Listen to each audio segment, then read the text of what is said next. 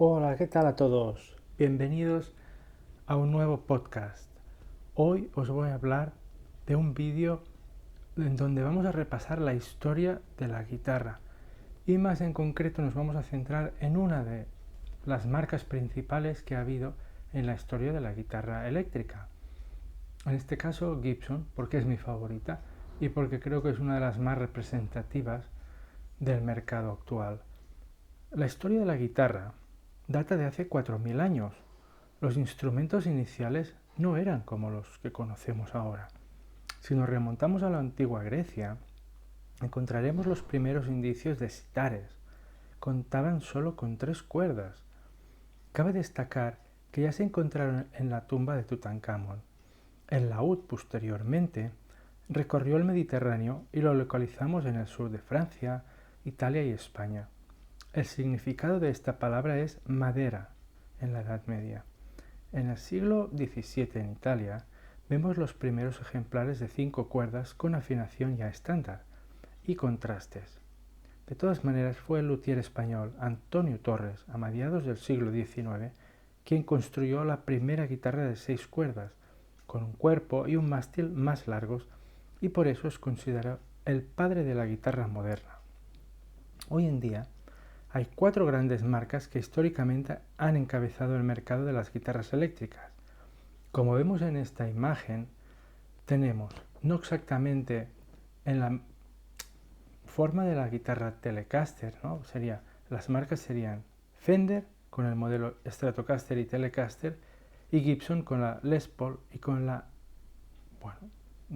335 o incluso la SG, pero vamos a centrarnos en estas 4 de la imagen. Tenemos una Paoletti en forma de Fender Telecaster. No tengo Fender Telecaster, pero bueno, a falta de pan, buenas son tortas.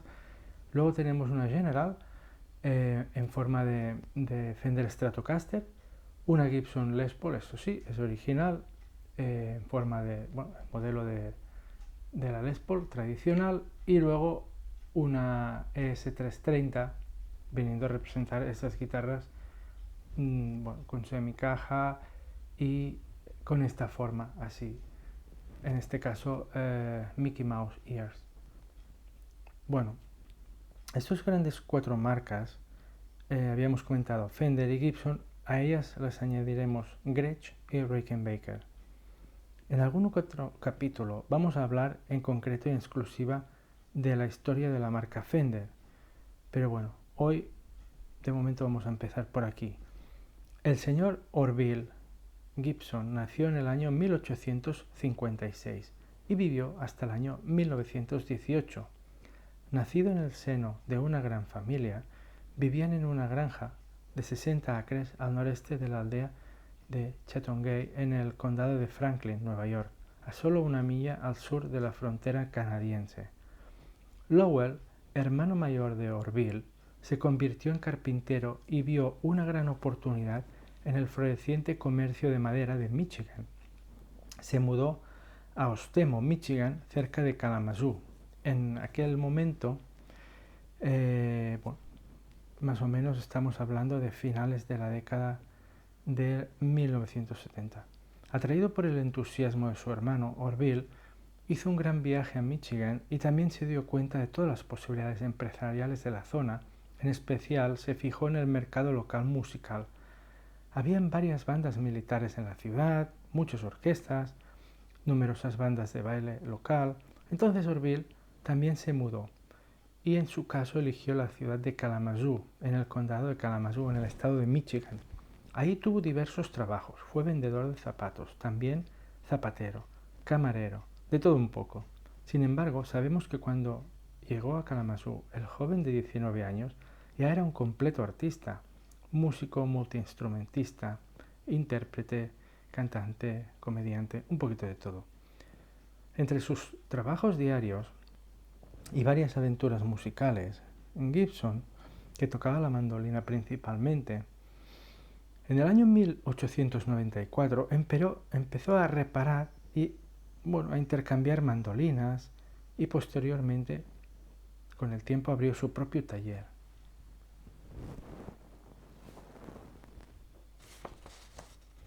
En un espacio muy reducido de su casa, poco a poco se fue animando y al final empezó a fabricar no solo mandolinas, sino también banjos y ukeleles.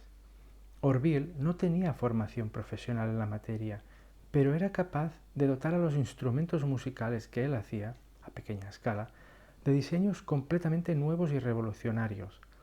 A Gibson se le ocurrió una parte superior e inferior talladas, arqueadas como la parte superior de un violín, en lugar de presionadas, usando un solo bloque de madera, en lugar de las formas hechas de tiras de madera dobladas, proporcionando a los instrumentos unos trastes con una vibración y una acción y una resonancia realmente destacables. Todos ellos poseían unas cualidades que los hacían superiores a los demás. En especial eran más duraderos y se proyectaban mejor que los de sus competidores. Orville era un hombre conocido por su fuerte carácter y autoconfianza. Solicitó y se otorgó su primera patente en 1898. Poco a poco, la demanda fue creciendo y al final llegó a un punto que era tan alta que el propio Orville no pudo seguir el ritmo. Por tanto, a principios de 1900, Gibson conoció a 5 hombres de negocios que querían una oportunidad para fabricar mandolinas y guitarras y les pareció muy bien sus diseños. Entonces,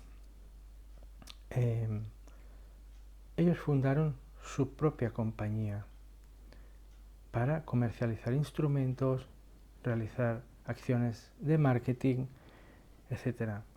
Entonces, en el año 1902, Orville decidió vender todas las patentes y la compañía a estos 5 empresarios que iniciaron esta andadura con él. Le pagaron $2.500, una pensión vitalicia y le dieron 5 años de trabajo remunerado en su empresa, a razón de unos $500 al año, unos 20.000 euros al cambio de hoy en día. No está mal.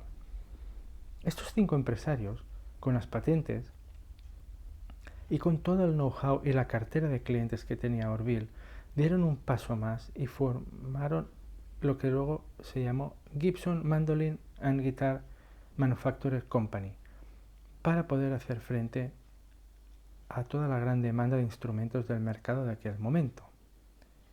Más allá de la venta de su patente, la contribución de Orville a la compañía Gibson en los años siguientes no está muy clara. Parece que hubo muchas dudas sobre la cantidad y calidad de tiempo que realmente pasó en la planta. Dentro de un corto periodo de tiempo después de la fundación de la compañía, la Junta aprobó una moción para que se pagara a Orville solo por el tiempo real que trabajaba en la compañía. Después de ese tiempo, los registros no indican claramente si era un empleado a tiempo completo, un consultor o simplemente un visitante ocasional de la fábrica. Cuando la compañía comenzó a recaudar capital para financiar su crecimiento y desarrollo, un poquito vemos que estamos hablando del 1 de noviembre de 1902, Orville en ese momento compró 60 acciones de la compañía, pero es que justo en 1903, un año después, Orville se peleó con ellos y se fue. Entonces, esa asociación que duró con la compañía hasta 1907, tuvo sus partes de ingresos, pero todos estos proyectos como inventor, no está muy claro que él realmente tuviera una dirección de calidad y tuviera una implicación real. Al final, en 1908, la Junta acordó pagarle una tarifa anual y acabar su andadura juntos. El problema de Orville fue que empezó a sufrir enfermedades mentales y tenía ilusiones persecutorias, tenía problemas que pensaba que había gente que intentaba atacarle. Entonces fue ingresado en varias ocasiones en el hospital de Kalamazoo hasta 1909 para recibir tratamiento psicológico. al final, claro, no pudo seguir con la colaboración en la fábrica, en la plantación de Gibson, y regresó al estado de Nueva York, su estado natal, donde se instaló en la ciudad de Saranac Lake. Posteriormente se mudó más al norte, a Ogdensburg, Nueva York. Y bueno, estuvo entrando y saliendo de hospitales mentales hasta que el 21 de agosto de 1918 murió a la edad de 62 años. Nunca se casó y nunca tuvo hijos. Lo más triste y sorprendente es que nunca vio una guitarra eléctrica con su apellido Gibson incrustada en ella. Bueno, vamos a seguir adelante. Entre los años 1902 y 1918, Gibson se convirtió en el principal productor de mandolinas de todo el mundo. Un inciso. El señor Lloyd Loar, inventor de las famosas pastillas Lola, empezó ya a experimentar con instrumentos eléctricos de cuerda en el año 1919 y durante la siguiente media década.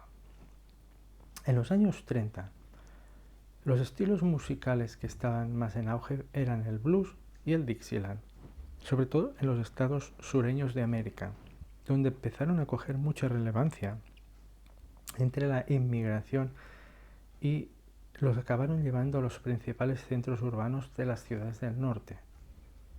El primer nombre de alguien que se convirtió en guitarrista famoso lo encontramos en Charlie Christian, primer jazzman, que no solo tocaba la guitarra rítmica, sino que también empezó a tocar melodías y a utilizar este instrumento como un instrumento solista.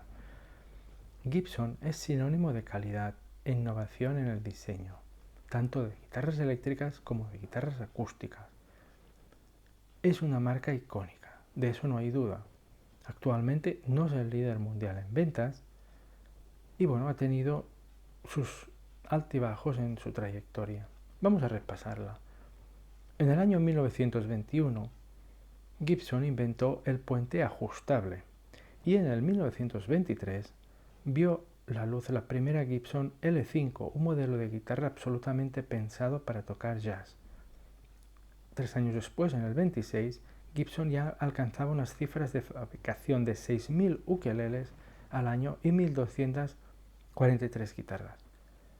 En el año 1928, Epiphone, que era el mayor competidor de Gibson, tenía realmente una gran calidad de instrumentos. Eran muy destacables. También cabe destacar que en ese mismo año, Stromberg sacó al mercado la primera guitarra eléctrica de cuerpo sólido de su factoría. En cambio, si nos fijamos en 1935, solo 9 años después, la fabricación de Gibson se había invertido totalmente, cerrando el año con tan solo 97.000 ukeleles y llegando a 20.400 guitarras. También fue en ese mismo año que fabricaron su primera guitarra eléctrica de cuerpo sólido, a la que nombraron EH-150, y era básicamente un Hawaiian lapsteel. Pero no solo fabricaban guitarras, Gibson también fue una marca innovadora en amplificadores. Al principio muy simples, sin potenciómetro de volumen incluso. La verdad es que nunca compitieron en calidad con Fender, Marshall o Vox. Seamos sinceros, todas estas marcas siempre fueron muy superiores. En el año 1936, Gibson sacó al mercado la primera ES-150, una guitarra mitad eléctrica, mitad española, a juzgar por su nombre, Electric Spanish ES. Esos son el significado de sus dos siglas. Aunque en verdad era una guitarra acústica con una pastilla, el número 150 lo añadieron a las siglas ES por su precio de salida, $150. En 1952, su forma sirvió de inspiración para la Les Paul. Enseguida se situó como la guitarra preferida entre los guitarristas de jazz, la ES-150.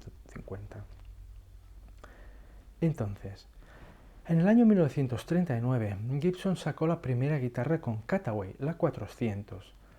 En el año 41 se fabricó en serie la primera guitarra de cuerpo sólido. No fue Gibson, sino fue la marca Hedge Jones. Y no era en Estados Unidos, sino en Jamaica. Eso sí, inspirada en el diseño de la Gibson ES-150. El señor Les Paul, quien vivió entre los años 1915 y 2009, en el año 1941, encontrándose él trabajando los fines de semana en la fábrica Epiphone, donde presentó a Gibson la idea de la primera guitarra de cuerpo sólido, a la que llamó The Lock. Bueno, era realmente un diseño un pelín innovador. La idea fue rechazada, pero más que porque fuera demasiado innovadora, los directivos de Gibson en ese momento no tenían suficiente visión. Durante la Segunda Guerra Mundial, etapa acontecida entre los años 39 y 45, Gibson tuvo serios problemas financieros. No habían ventas, no había maderas disponibles para fabricar y no habían artesanos disponibles para trabajar. Así que vendieron la compañía a la empresa Chicago Music Instruments, exactamente en el año 44. Recordamos además que tuvieron que poner su fábrica al servicio del gobierno entre los años 42 y 46 para fabricar materiales armamentísticos y militares, con lo cual oficialmente Gibson no fabricó ningún instrumento en estos años. Posteriormente salió a la luz que durante la guerra Gibson, a falta de mano de obra masculina, contrató 200 mujeres en secreto y a escondidas del gobierno y siguió fabricando instrumentos. Se estiman unas 25.000 guitarras acústicas fabricadas de forma clandestina. Se identifican por tener en la pala la inscripción Only a Gibson is good enough. Bueno, traducido significaría solo una Gibson es suficientemente buena.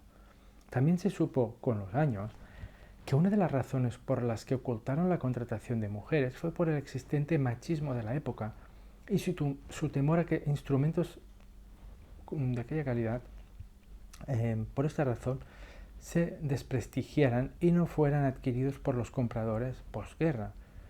Por ello, posteriormente, más en la época actual, han sido muy criticados porque si hubieran tenido en aquel entonces una mentalidad más vanguardista, podrían haber hecho todo lo contrario y haberse aprovechado de la situación y haber despertado el interés del público femenino para empezar a tocar la guitarra, por ejemplo. Siguiendo el orden cronológico de la historia, estamos en el año 1946, año en el que Leo Fender fundó su compañía en Fullerton, California. Solo 2 años después, en el 48, Paul Bixby introduce The Merle Travis, su primer modelo de guitarra de cuerpo sólido que posteriormente inspiró a Leo Fender para diseñar la Telecaster. La guitarra Telecaster es una guitarra que incluso hoy en día sigue siendo moderna, espectacular, número 1 en ventas, deseadísima. La verdad es que, bueno, fue un acierto total. En ese mismo año, en el 48, el señor Les Paul sufrió un accidente de coche, con la mala suerte de que perdió parte de la movilidad en su brazo izquierdo, aunque posteriormente se las arregló con los médicos para seguir tocando, gracias a Dios. En 1949, Gibson contrató al gran Ted McCartney, y con él empezó lo que conocemos hoy en día como la Edad de Oro de Gibson. Vamos a entrar en detalle en el próximo capítulo de esta serie de vídeos sobre la historia de Gibson. Para acabar solo voy a comentar un par de cosas. En los años 50 sí que Gibson era la fábrica más grande de guitarras del planeta. Y entonces, en aquel momento, habían 2 estilos musicales predominantes, el blues y el country. Y esto nos marca mucho a ellos, les determina mucho el estilo de instrumentos a construir. Y luego, un año después, aconteció algo muy importante. El año 1950, Fender lanza al mercado la primera guitarra producida en masa a nivel mundial, la Squier. Era un modelo barato, con una sola pastilla, pero el mercado ya pedía un instrumento de más nivel, así que rápidamente sacaron en cuestión de meses la Broadcaster. Como a Leo le gustaban mucho los coches, en general las guitarras seguían una línea de colores similar a los coches de la época, otra gran característica de los instrumentos Fender que con el tiempo y con la salida de la Fender Stratocaster se vio plasmada.